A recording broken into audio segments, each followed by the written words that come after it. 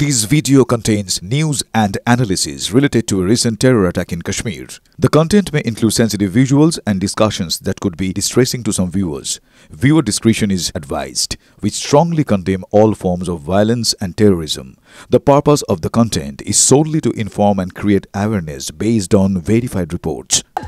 হামলা চালাতে জোড়া পরিকল্পনা লস্কর জঙ্গিদের খচ্চরের শহীদ সেজে হামলা ছক পর্যটকদের সঙ্গে ভাড়া নিয়ে কথা বলার সময় ফোন আসে জঙ্গি আসিফের কাছে মোজা থেকে আসিফ ফোন বের করতেই মোজা থেকে শুনুন মোজা থেকে যখন আসিফ ফোন বের করে তখনই এক পর্যটক একতা তিওয়ারি তার সন্দেহ হয় একটাকে ধর্ম নিয়ে একাধিক প্রশ্ন এই জঙ্গি আসিফের কোরআন পাঠ করেন কিনা তাও জিজ্ঞাসা করে এই আসিফ আর সেই ফাঁকেই জঙ্গি আসিফের ছবি তুলে রাখেন এই পর্যটক একতা তিওয়ারি দেখুন সেই ছবি আপনাদেরকে আরো একবার দেখাবো আমরা বিগ ওয়ালে সেই ছবি আরো একবার তুলে ধরছি দেখুন মোবাইলে এই জঙ্গি আসিফের ছবি তুলে রাখে পর্যটক একতা তিওয়ারি একটাকে একাধিক প্রশ্ন এই জঙ্গি আসিফের তাকে তিনি কোরআন পাঠ করেন কিনা তাকে একাধিক প্রশ্ন তার ধর্ম নিয়ে প্রশ্ন আর তারপর মোজা থেকে ফোন বার করে এই জঙ্গি আসিফ এবং সেই সময় এই পর্যটক একতা তিওয়ারি তার সন্দেহ হয় এবং তখন তিনি মোবাইলে দেখুন সেই ছবি আপনাদেরকে দেখাচ্ছি আমরা বিগ ওয়ালে এই জঙ্গি আসিফের ছবি তখন একটা তুলে রাখে এবং তারপরে এই কোরআন সহ একাধিক ধর্ম সংক্রান্ত প্রশ্ন করে ওই পর্যটককে এই জঙ্গি আসিফ এবার যেটা আপনাদেরকে জানাচ্ছিলাম যে কি এই জঙ্গি আসিফ কি ঘোড়া খচ্চরের সঙ্গে মাফ করবেন খচ্চর সেই খচ্চরের শহীদ সেজে গিয়েছিল এবং পর্যটকদের সেখানে নিয়ে যাচ্ছিল সেই সময় এই জঙ্গি আসিফের কাছে ফোন আসে তখন মোজা থেকে ফোন বার করে এই জঙ্গি আসিফ এবং তারপর যখন কথা বলতে থাকে এই যে পর্যটক যার ফোনের ছবি এই মুহূর্তে আপনাদের সামনে আমরা তুলে ধরছি সেই পর্যটকের তখন সন্দেহ হয় তখন সেই পর্যটক একতা তখন এই জঙ্গির ছবি তুলে রাখে দেখুন সেই ছবি আপনাদেরকে আমরা আরো একবার দেখাচ্ছি বিগ ওয়ালে আর এবার যে কথোপকথন হয়েছে অর্থাৎ যেরকম আপনাদের বলছিলাম যে এই জঙ্গি আসিফ একতাকে যখন ধর্ম নিয়ে কোরআন পড়েন কিনা কোরআন পাঠ করেন কিনা সেই নিয়ে প্রশ্ন করছেন এবং তারপর তার একটা ফোন আসে সেই সময় সে মোজা থেকে ফোন বার করে কি কথোপকথন হয়েছে একবার সেই ছবিও আপনাদের সামনে এবং সেই অডিও একবার শোনাবার চেষ্টা করব শুনুন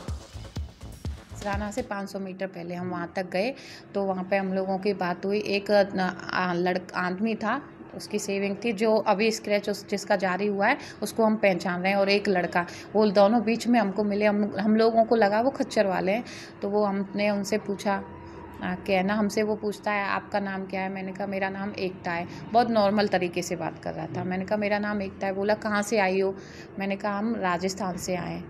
मैं राजस्थान से हूँ और फिर बोले आप अजमेर गई हो कभी मैंने कहा नहीं मैं अजमेर नहीं गई हूँ तो बोला आप एक आगे क्या लगाती हो अब मैं क्या है अक्सर कभी भी तिवारी बताती नहीं हूँ मैं नॉर्मल एकता नाम बताती हूँ अपना हाँ तो मैंने बोला मैं एकता ही नाम लगाती हूँ तो फिर वो मेरे से बोले हैं कि आप जो है आए हैं कितने लोग आए हो मैंने कहा 20 लोग आए हम तो कौन कौन आया है मैंने कहा मेरी फ्रेंड और उनके बच्चे आए तुम्हारे घर से मैंने कहा दोनों भाई आए हैं हम लोग 3 हिंदू हैं बाकी के सब मुस्लिम हैं तो वो हमसे धर्म पूछा तो हमसे वो बार बार बोल रहा था आप कुरान पढ़े हो कि नहीं कुरान पढ़ो कुरान हिंदी में अब मेरे को तो पता ही नहीं है हिंदी में है कि उर्दू में मैं बोली वो तो उर्दू में है मैं कभी नहीं पढ़ी मुझे उर्दू नहीं आती तो बोले हिंदी में भी है वो हिंदी में पढ़ो मैं ना उसका टीचर रहा हूँ कुरान का 11 साल तो मैंने बोला फिर आप खच्चर क्यों चला रहे हो जब उसके टीचर रहे हो तो उसका कोई जवाब नहीं दिया इतने में उसके पास फ़ोन आ गया उसका फ़ोन यहाँ पे लगा हुआ था पैर पे इतना बड़ा हाँ वो फ़ोन से बात करता है फ़ोन लिया है ऐसे फ़ोन से बात करता है हेलो मैं हाँ 20 लोगों का ग्रुप आ रहा है ऐसे करके तो फिर मेरे वहीं से माइंड मेरा थोड़ा सा मैंने कहा मेरे को ऊपर नहीं जाना मेरे को मिनी स्विट्ज़रलैंड नहीं घूमना मैंने कहा मेरे को वापस जाना है सब लोगों से इनसे बोला तो फिर वो बात ही कर रहा है बोलता है 35 वो ब्रेक फेल नहीं हो पाया वो प्लान बी 35 बंदूकें मैं भिजवा दिया हूँ घाटी और बॉक्स पूरा भेज दिया हूँ ऐसे करके तो और ज़्यादा डाउट हुआ हम लोगों को तो मैं अपने पति से इशारों से कि उसकी फ़ोटो लेने के लिए कि ऐसे स्क्रीनशॉट ले लीजिए बिना रजिस्ट्रेशन के मैं क्यों जाऊँगी अमरनाथ और यही मेरे से ये बोला था कि आप कितने लोग हैं आपके साथ हिंदू हैं कि मुस्लिम हैं तो मैंने झूठ बोला था कि मेरे साथ जितने भी लोग आए वो मुस्लिम आए क्योंकि मेरे को इसके इरादे सही नहीं लग रहे थे